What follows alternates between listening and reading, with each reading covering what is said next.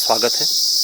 देखिए, आज हम चाँदपुर गढ़ी पर हैं और ये चाँदपुर गढ़ी का वो महान स्मारक जिसमें हमारी प्राचीन संस्कृति और परंपरा का प्रचलन और प्रसार होगा। और यहीं मध्यकाल में राजा भानु प्रताप का राज्य था, जहाँ पर परमारवंशी राजा कनकपाल ने अपने साम्राज्य विस्तार के लिए उत्तराखंड की यात्रा की थी और फिर संभवतः भानु प्रताप की पुत्री से उनका विवाह हो गया था। और भानु प्रताप के बाद इस संपूर्ण साम्राज्य की जिम्मेदारी कनकपाल को मिल गई थी और कनकपाल ने अपने वंश परमार वंश के नाम पर इस वंश की नींव डाल दी। और तब से लेकर आधुनिक काल तक गढ़वाल के इतिहास में परमार वंश का राज रहा। और यही परमार वंश जो कि कभी कत्यूरी के सावंत हुआ करते थे और धीरे धीरे संपूर्ण गढ़वाल में अपने को शक्तिशाली बना लिया था। और फिर कुमाऊं के चंदों से प्रतिस्पर्धा के परिणाम स्वरूप चंदों का कुमाऊं की ओर आगमन हो गया और फिर गढ़वाल में परमार वंश का साम्राज्य स्थापित हो गया। और फिर धीरे धीरे इस वंश में एक महान राजा हुए, राजा अजयपाल, जिन्होंने संपूर्ण गढ़वाल का एकीकरण करवा दिया था। और गढ़वाल के 52 गढ़ों का एकीकरण करने के बाद अंततः चाँदपुर गढ़ को, जो कि मध्यवर्ती गढ़ था और सबसे शक्तिशाली गढ़ था, इसको एक शक्तिशाली साम्राज्य के रूप में तब्दील कर दिया। और फिर धीरे धीरे धीरे देवलगढ़ और श्रीनगर को अपनी राजधानी बनाकर एक मजबूत और शक्तिशाली किले की स्थापना की और परमार वंश को अपने चरम पर पहुंचा दिया था। और फिर धीरे धीरे इसी वंश में आधुनिक काल में गढ़वाल के अनेक राजाओं का नाम आता है। राजा पृथ्वीपति शाह, राजा महीपति शाह, जिन्होंने अल्मोड़ा के युद्ध में काफ़ी संघर्ष हुआ चंदों के से। और फिर महारानी कर्णावती, जिन्होंने शाहजहाँ की सेना का डटकर मुकाबला किया और फिर गढ़वाल में परमार वंश की सत्ता को मजबूत बनाए रखा। और उस छत्र के शासन के तले अंततः एक शक्तिशाली और मजबूत साम्राज्य का विस्तार होता रहा। आधुनिक काल में गोरखाओं का साम्राज्य विस्तार और गोरखाओं के यहाँ आगमन के परिणाम स्वरूप गढ़वाल में परमार वंश शक्तिशाली होता रहा। और उसके बावजूद भी आपको यहाँ पर दिखाई दे रहा होगा, ये एक देवी मंदिर है यहाँ पर चाँदपुर गढ़ के मध्यवर्त में।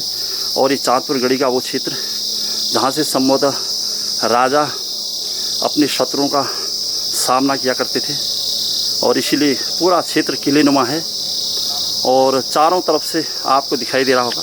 मैं आपको उसके आसपास का वो संपूर्ण नज़ारा दिखाऊंगा, जिससे आप अनुमान लगा सकते हैं कि किस प्रकार ये 52 गढ़ों में से सबसे मध्यवर्ती और शक्तिशाली गढ़ रहा होगा। ये आसपास के वो संपूर्ण ग्रामीण क्षेत्र हैं जहाँ पर अनेक गढ़ों का विस्तार रहा था। और उसके परिणाम स्वरूप भी ये देखा जा सकता है कि ये मध्यवर्ती होने की वजह से या बीचों बीच में होने की वजह से ये शक्तिशाली रहा होगा, या फिर इस यहाँ के उत्तराधिकारी अत्यधिक शक्तिशाली और सत्ता संपन्न रहे होंगे, इसलिए उन्होंने अपने आप को मजबूत बना लिया था और इस चाँदपुर गढ़ की स्थापना कर डाली। ये 52 गढ़ों में से चूँकि सबसे मध्यवर्ती गढ़ था और इसी चाँदपुर गढ़ से लगा हुआ क्षेत्र दूध हथौली का ग्लेशियर है और जिसकी तलहटी पर उत्तराखंड की प्रस्तावित राजधानी गैरसैंण, आप गैरसैंण जो कि चमोली में पड़ता है, लेकिन उसका सीमावर्ती क्षेत्र का विस्तार अगर देखा जाए तो वो पौड़ी और अल्मोड़ा के क्षेत्र तक विस्तारित है।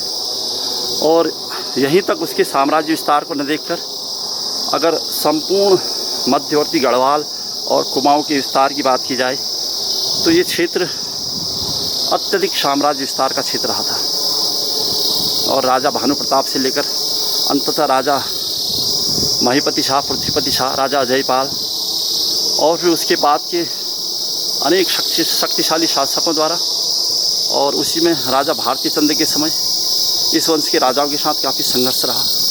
और कुमाऊं और गढ़वाल की मिलीजुली संस्कृति का प्रतीक स्थल है ये चाँदपुर गढ़, जहाँ के राजाओं ने यहाँ की महान विरासत को बनाए रखा था। ये उससे संबंधित एक वो स्थल है जहाँ पर देवी मंदिर कहा जा रहा है और ये पूजा स्थल है।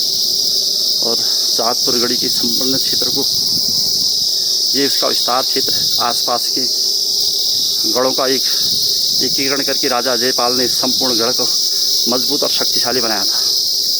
और इसके आसपास का वो क्षेत्र जहाँ से अपने शत्रुओं की रक्षा की जाती थी।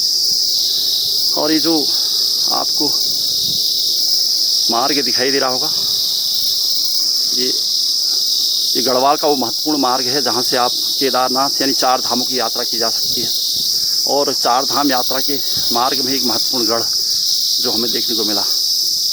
और यहाँ पर सभ्यताएं और संस्कृति किस काल तक जीवंत रही होंगी ये अनुमान लगाया जा सकता है, क्योंकि यहाँ पर एक विशाल क्षेत्र है और इसके आसपास का ये संपूर्ण गढ़ यानी दुर्ग और उसकी दीवारें, मजबूत दीवारें और उसकी मजबूत दीवारों से वो महत्वपूर्ण स्थान जहाँ से लोग अपने शत्रुओं पर पैनी नज़र रखते थे। और ये देखिए, इसमें एक विशेष प्रकार की कलाकृति का अनुभव हो रहा है, ये देखिए। और उसकी मजबूत दीवारों को कैसे बनाया जाता था और कैसे इस किले की संरक्षित करके रखा गया है उत्तराखंड सरकार के द्वारा। हाँ, देख लिया मैंने। लगभग और उसमें एक विशेष शैली का प्रयोग देखने को मिल रहा होगा। ये पत्थर की लंबाई लगभग है कितना? और ये देखिए, इससे संबंधित जो यहाँ पर 10 फीट हाँ लगभग 10 से 15 फीट जो बड़े बड़े पत्थरों का प्रयोग किया गया है। यहाँ की शिल्पकला और पत्थर कला का विशेष नमूना आपको देखने को मिलेगा और उसमें विशेष प्रकार की कलाकृति का भी अनुभव हो रहा है। और ये तब मध्यकाल से लेकर आज तक जीवंत बना हुआ ये किला उत्तराखंड की प्राचीन सांस्कृतिक धरोहर है। और इस पुरातात्विक धरोहर को सजोने के लिए उत्तराखंड सरकार और भारत सरकार सभी का महत्वपूर्ण योगदान रहा है। और हम उम्मीद कर रहे हैं कि इस ऐसे प्राकृतिक स्थलों की रक्षा सुरक्षा के लिए, इस सांस्कृतिक धरोहर की रक्षा के लिए प्रत्येक व्यक्ति, उत्तराखंड के प्रत्येक निवासी और प्रत्येक सरकारों को महत्वपूर्ण योगदान देना चाहिए, ताकि हमारी प्राचीन और ऐतिहासिक धरोहर और स्थल इसी प्रकार संरक्षित और सुरक्षित किए जा सके। ये देखिए, इसका जो क्षेत्र है आसपास का, और इससे आप अनुमान लगा सकते हैं कि इसके आसपास का कितना एक विशाल क्षेत्र था और उन 52 गढ़ों में से किस प्रकार ये बीचों बीच में एक महत्वपूर्ण गढ़ के रूप में तब्दील हो गया था। और क्यों फिर राजा जयपाल ने इस गढ़ को ही अपना केंद्र माना होगा। और आज भी ऐतिहासिक दृष्टिकोण से देखा जाए तो इसी गढ़ से लगा हुआ क्षेत्र दूधातौली का ग्लेशियर, जो कि उत्तराखंड के बीचों बीच में है, और उसी की तलहटी पर प्राचीन और महत्वपूर्ण चाँदपुर गढ़ी का ही क्षेत्र उत्तराखंड की प्रस्तावित राजधानी के रूप में सभी हम लोग जानते हैं। और इसीलिए इसको प्रस्तावित राजधानी बनाने की मांग भी की गई और पुरजोर प्रयास भी किए बाबा मोहन उत्तराखंडी, जिनसे संबंधित स्मारक इससे कुछ ही दूरी पर है। और उत्तराखंड एक विशेष राज्य और उसकी राजधानी गैरसैंण बनाने हेतु अपना संपूर्ण योगदान देकर अंततः अपने प्राणों को न्यौछावर कर दिया था। इसके अलावा पेशावर कांड के नायक वीर चंद्र सिंह गढ़वाली और अनेक क्रांतिकारी और ऐतिहासिक लोगों के द्वारा भी गैरसैंण को ही प्रस्तावित राजधानी और गैरसैंण को भविष्य में एक महत्वपूर्ण स्थल के रूप में सजोने का निर्णय लिया गया था। ये देखिए, इसके आसपास का वो संपूर्ण क्षेत्र आप देख सकते हैं। और इसको और करीब लाया जाए तो ये वो प्राचीन घाटियाँ हैं और प्राचीन विरासत है। पश्चिमी रामगंगा नदी के तट पर स्थित गैरसैंण भी इससे लगा हुआ क्षेत्र ही है। और हम सभी का सौभाग्य कि ये प्राचीन विरासतें अभी भी संभाल कर रखी गई यहाँ के स्थानीय लोगों द्वारा, और हमारी प्राचीन संस्कृति और विरासत को संजो कर रखा गया है।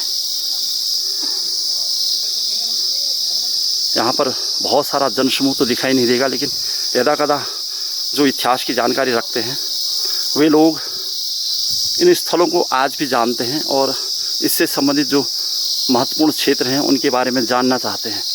और चूँकि हम उत्तराखंड के मूल निवासी हैं, उत्तराखंड के प्राचीन इतिहास को अगर जानना और पहचानना चाहते हैं तो हमें उत्तराखंड के प्राचीन भवनों, स्थलों, प्राचीन विरासतों को अपने मनोमस्तिष्क में सजो कर रखना होगा, ताकि हम इसकी संपूर्ण जानकारी के द्वारा उत्तराखंड से संबंधित जो हमारी मांग हैं उस तक, और उत्तराखंड से संबंधित जो हमारे इरादे हैं या अपनी संस्कृति को सजोने के जो हमारे सपने हैं उसको हम पूरा कर सकें। इसके लिए आवश्यक है कि हम अपने प्राचीन इतिहास की जानकारी रख सकें। मैं अपनी सभी युवा साथियों से उम्मीद करता हूं कि हम सबकी नैतिक जिम्मेदारी है कि हम अपने प्राचीन किलों, प्राचीन ऐतिहासिक सांस्कृतिक धरोहरों को संजो कर रखें और उसमें किसी प्रकार की गंदगी और किसी प्रकार की व्यक्तिगत आवश्यकताओं की पूर्ति हेतु उनका दुरुपयोग न करें। तो ये विशाल क्षेत्र जो हमने देखा, इसके आसपास का फैला हुआ क्षेत्र था और कुछ स्थानीय लोगों द्वारा इस किले की रक्षा की जा रही है, जो यहाँ पर रात दिन मुस्तैद होकर बाहर से आने वाले पर्यटकों को ये बताते रहते हैं कि इसकी ऐतिहासिक विरासत क्या है और किस प्रकार हमें इसे स्वच्छ रखना है और यहाँ पर किसी प्रकार की गंदगी और गलत इरादों से इसका दुरुपयोग नहीं होने देना है। चलिए, आप सभी का धन्यवाद ये जानने के लिए।